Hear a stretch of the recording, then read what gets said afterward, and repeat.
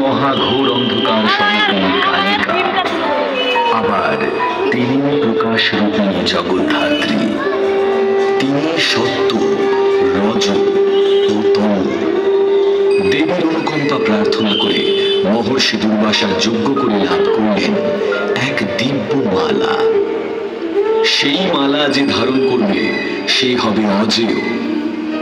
ত্রিদেবীর মতানুসারে দুর্বাসা ঠিক করলেন সেই মালা দেবরাজ ইন্দ্রকে দেওয়া উচিত। ইন্দ্র, যিনি বর্ষা ও ফসলের দেবতা, তার প্রতি মানুষের যজ্ঞে ও পূজায় তার অহংকার বৃদ্ধি পাচ্ছিল উত্তরোত্তর।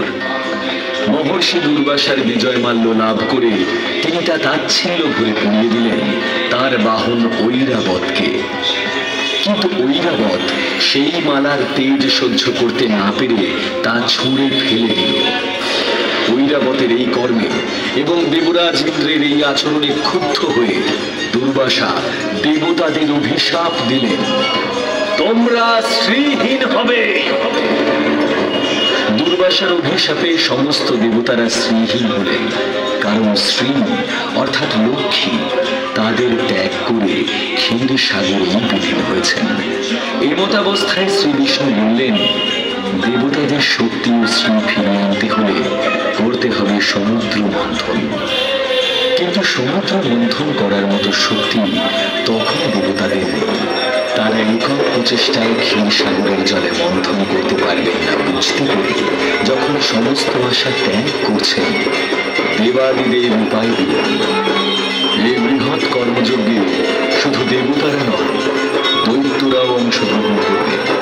তাদের ছাড়া এই কাজ সম্ভব নয়। দেবতাদের অনুরোধে মন্থন পর্বত মন্থন দণ্ড হতে রাজি হলেন। কিন্তু সমস্যা দেখা দিল মন্থন রজ্জুনি। দেবতা এবং অসুরদের মিলিত আকর্ষণ বিকর্ষণের শক্তি সহ্য করতে পারবে এমন রজ্জু কোথায়? নাগরাজ বাসুকীকে অনুরোধ করা হল রজ্জু হতে, এবং মহাদেবের আশীর্বাদে তিনি হলেন মন্থন রজ্জু।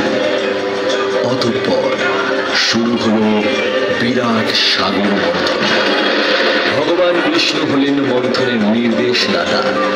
সুর ও অসুরদের সমস্ত শক্তি দিয়ে বিরাট সাগরের জলে উৎপন্ন হল বিশাল ঘূর্ণন। আর সেই ঘূর্ণনে তৈরি হল আরেক সমস্যা। মন্দার পর্বত ধীরে ধীরে ডুবে যেতে লাগলেন সমুদ্রের গর্ভে, এবং তাতে মন্থন ধীর হতে লাগল। অতঃপর ভগবান শ্রীহরি ধারণ করলেন তার দ্বিতীয় অবতার, কুর্মাবতার। এক বিরাট কচ্ছপের আকার ধারণ করে তিনি মন্দার পর্বতকে তার পৃষ্ঠে স্থান দিলেন, এবং মন্থন পুনরায় শুরু হল।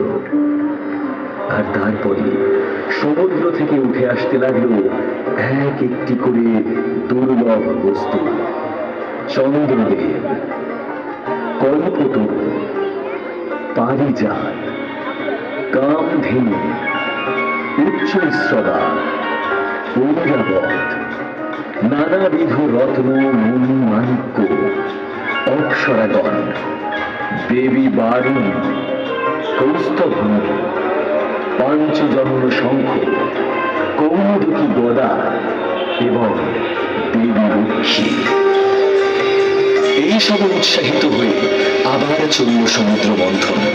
তবে এইবার এক গভীর সংকট সৃষ্টি হল অতিরিক্ত তেজে মন্থনের কারণে।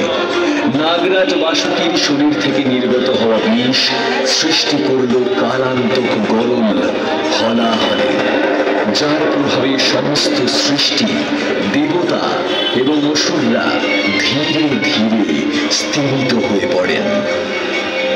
সৃষ্টিকে ধ্বংস হওয়ার আশঙ্কা থেকে মুক্ত করতে ব্রহ্মা দেবাদিদেব মহাদেবকে অনুরোধ করলেন এবং ভোলা মহেশ্বর তার অনুরোধে পান করলেন ভয়ঙ্কর কালকূট বিষ, যার ফলে তার কণ্ঠ হয়ে গেল নীলবর্ণ এবং তার নাম হল নীলকণ্ঠ।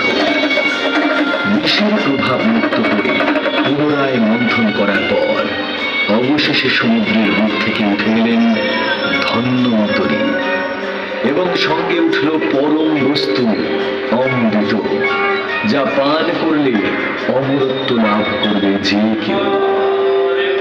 কিন্তু অমৃতের ভাগ পেতে দেবাসুরদের মধ্যে শুরু হলো প্রবল সংগ্রাম। অসুররা তখনও দেবতাদের চেয়ে বেশি শক্তিশালী, অতএব তারাই অমৃত ছিনিয়ে নিল।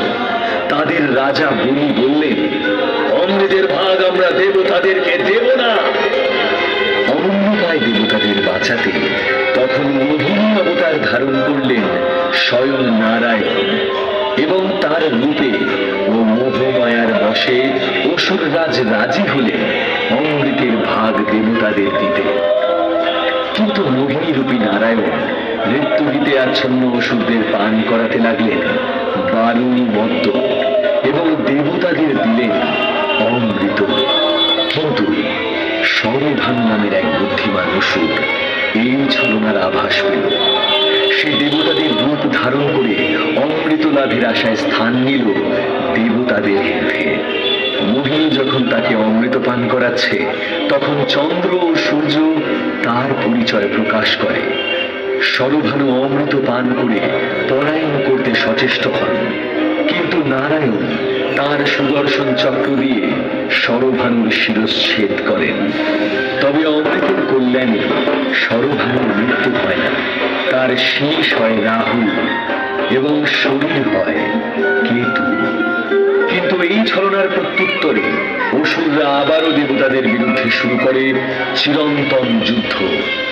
সে যুদ্ধ আলো আর অন্ধকারের, সে যুদ্ধ মায়া ও মুক্তির, সে যুদ্ধ মহামায়ার লীলা।